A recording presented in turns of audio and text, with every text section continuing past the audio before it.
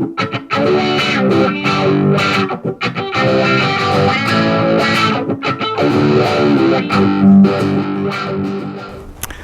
of the best ways to train a walnut tree is to a central leader shape, that is a Christmas tree shape, and this type of training will optimize walnut yields.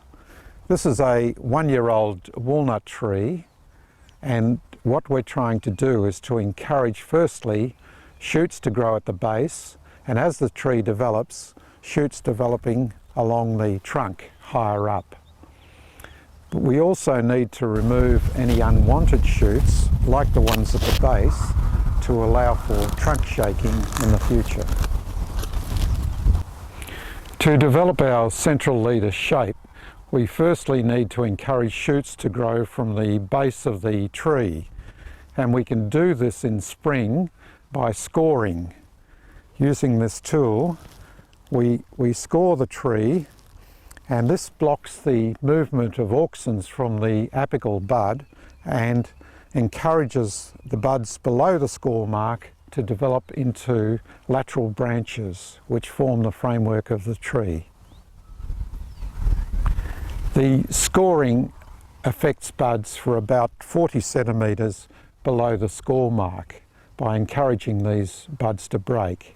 What the scoring does is interrupt the cambium layer of the tree.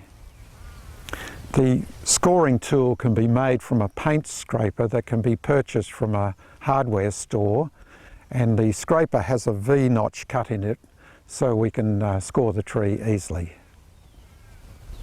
Where we don't have enough shoots at the base of the tree, or these shoots are too vigorous, we can start again by removing these shoots by performing a bench cut.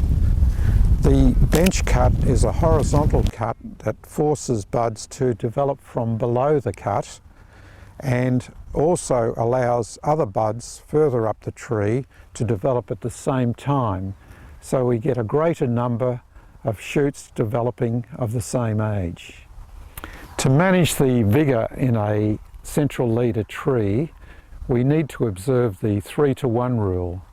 That is, that any lateral branches need to be less than 1/3 the diameter of the trunk.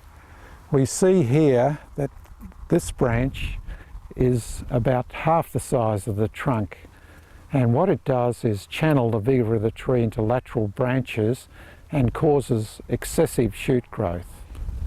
To train this tree into a central leader, the first thing we need to do is to ensure that the leading shoot is dominant. That is at the top of the tree. So we need to remove the shoot at the back so we have a central leader or dominant shoot. The other thing we need to do is to remove any shoots that are forked, like here, to singulate them into a single shoot, or here.